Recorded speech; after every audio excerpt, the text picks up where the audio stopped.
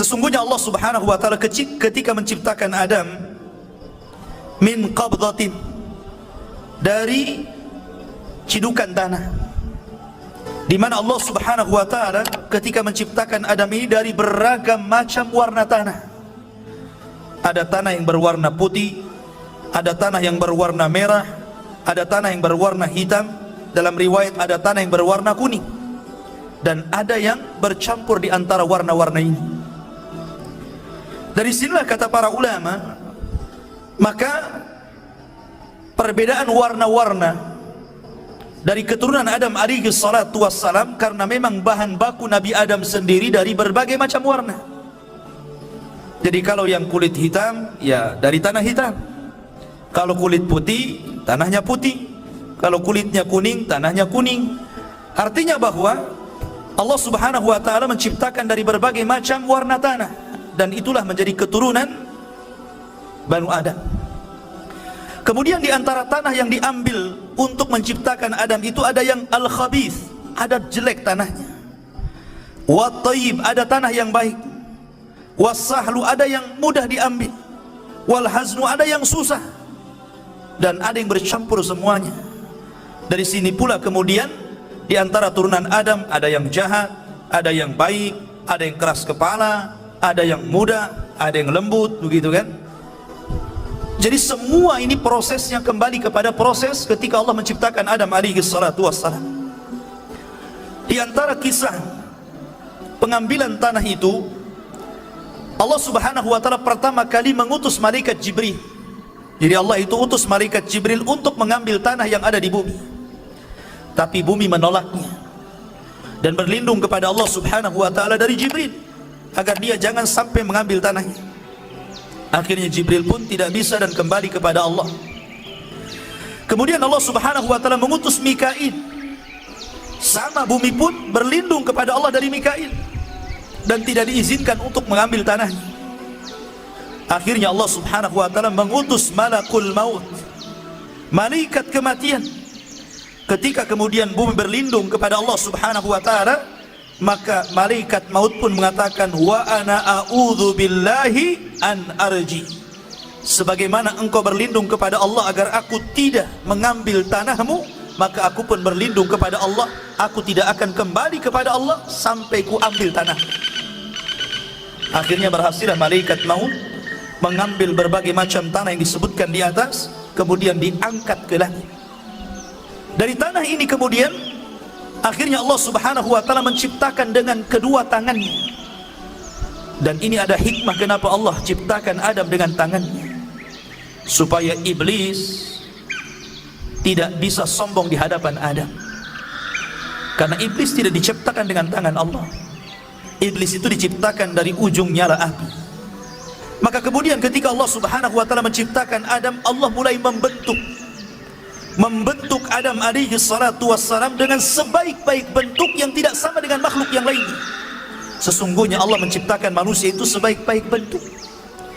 Lah ketika Allah Subhanahu wa taala mulai menciptakan Adam alaihi salatu wassalam, dibentuknya sedemikian rupa, maka Allah Subhanahu wa taala membiarkan Adam yang belum ada ruhnya itu.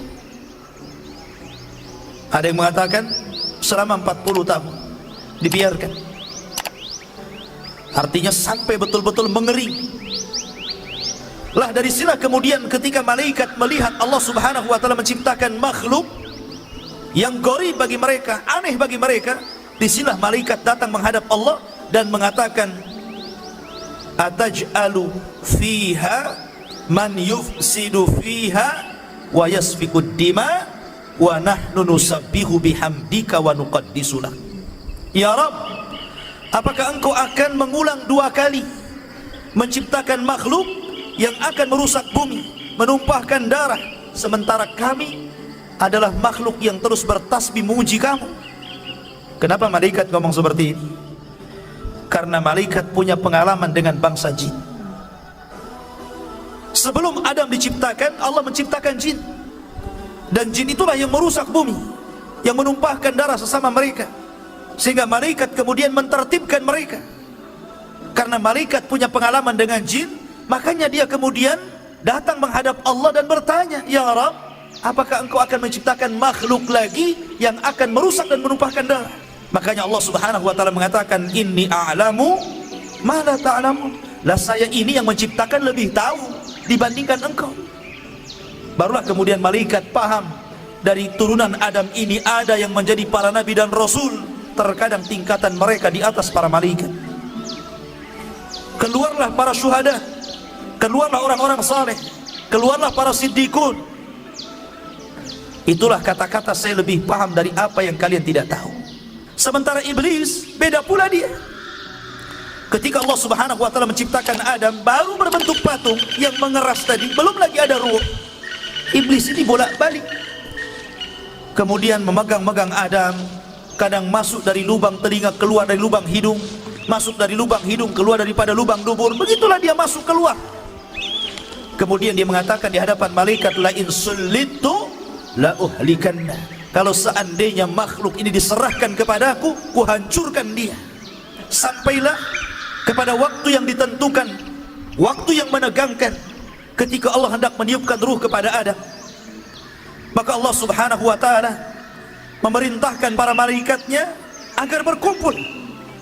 Bagaimana Allah Subhanahu wa taala akan membuat peristiwa baru tentang munculnya makhluk baru yang namanya Adam alaihi salatu wassalam.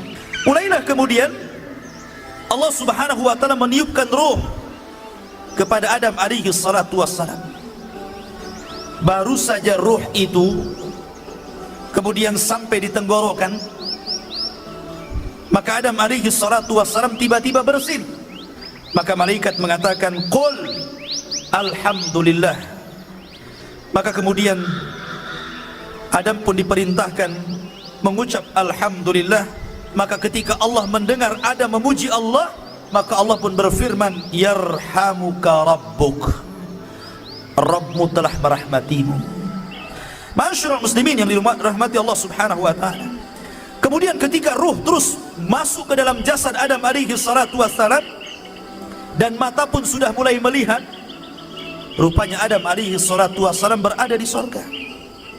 Maka ketika Adam, subhanallah, ruhnya sempurna, dari setelah kemudian Adam langsung memakan buah surga, dan seluruh buah surga dihalalkan untuk dimakan kecuali satu, nanti kisahnya.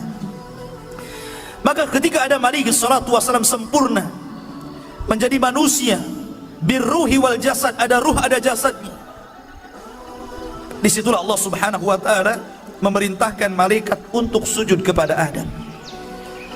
Maka Allah Subhanahu wa taala menggambarkan bagaimana malaikat ini tunduk patuh akan perintah Allah dan menghormat kepada Adam.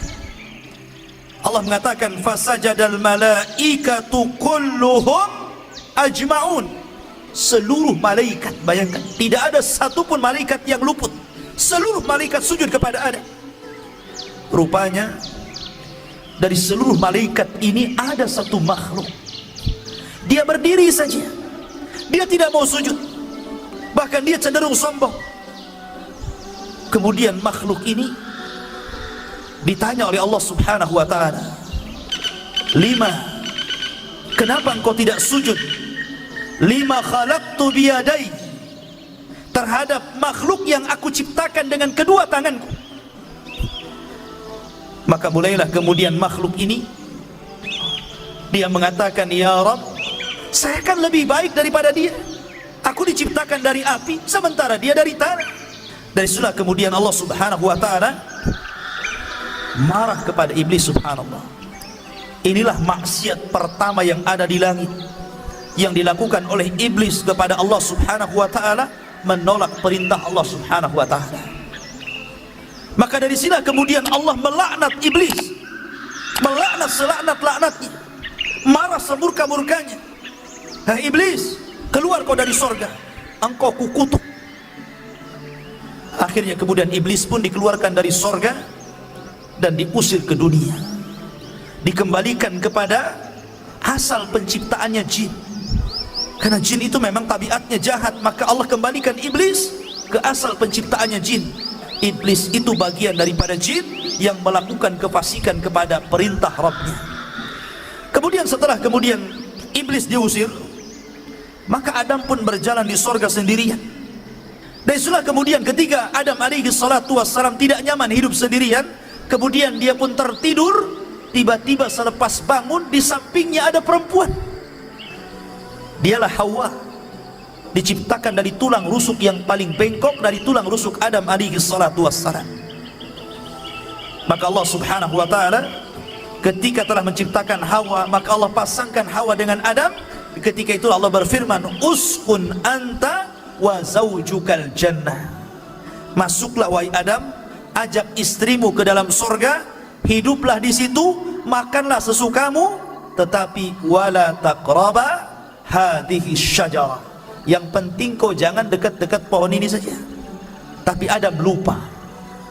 Adam lupa dengan perintah Allah agar jangan makan pohon itu. Akhirnya kemudian Adam pun memakan pohon itu. Salah satu sebabnya Allah lupakan Adam akan perintah jangan mendekati pohon. Akhirnya dia pun mendekati pohon karena ada sebab lain, di mana iblis berhasil masuk ke dalam surga. Dalam riwayat Israiliyat, iblis ini dia menunggang masuk ke dalam jalan darah ular.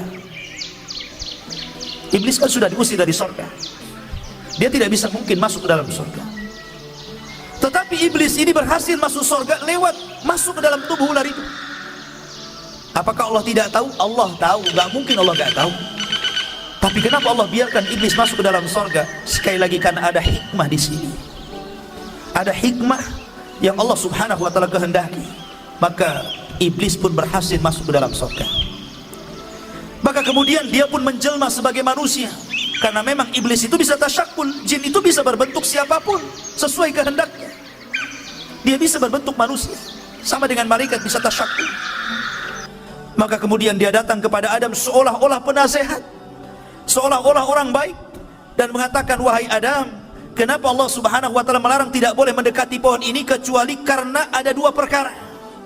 Antakuna malakaini au takuna minal khalidin. Boleh jadi kalau engkau memakan buah larangan ini, kalian berdua akan Allah jadikan malaikat, atau Allah akan kekalkan di sorga. Allah tidak mau engkau kekal di sini.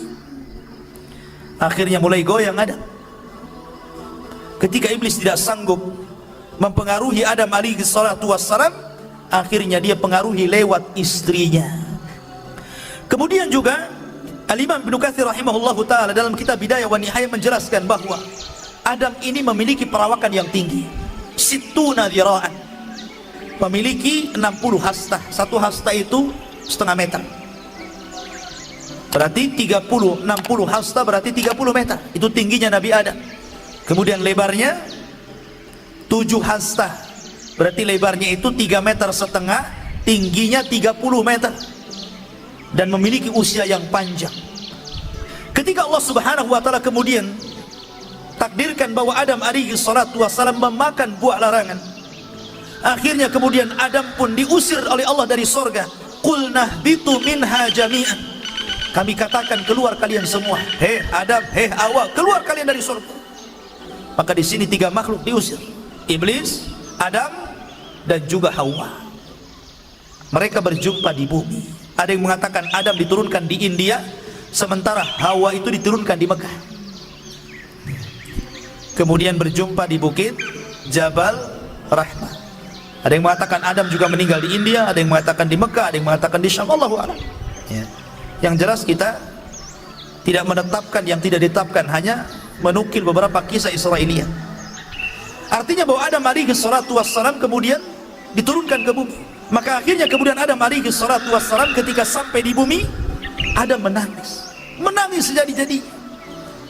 Ketika itu Jibril datang dan berusaha menghibur Adam, tapi Adam tetap menangis karena bukan karena sedih dia diturunkan dari bumi, tidak, tapi karena menyesal karena maksiat yang dilakukan kepada Allah subhanahu wa ta'ala. Sehingga dia berdoa kepada Allah, Rabbana zalamna anfusana wa illam taghfir lana wa tarhamna lanakunanna minal khasirin.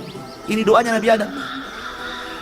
Tapi lihat iblis, ketika diusir dari surga, bukannya minta maaf, bukannya minta ampun kepada Allah, malah minta yang lain pula. Dia mengatakan, fa'angdirni ila yaumi yub'atsun, ya Rabb, tangguhkan aku sampai hari kau bangkitkan maka tangguhkan usiaku sampai kiamat dibangkitkan. Akhirnya Allah tangguhkan iblis. Makanya iblis itu satu-satunya jin yang tidak akan pernah mati. Ketika Adam sudah di bumi, Hawa sudah di bumi, dan Allah pertemukan keduanya, akhirnya kemudian diilhamkan untuk menutup aurat keduanya, maka disinilah permulaan permusuhan antara iblis dan Adam serta anak keturunannya.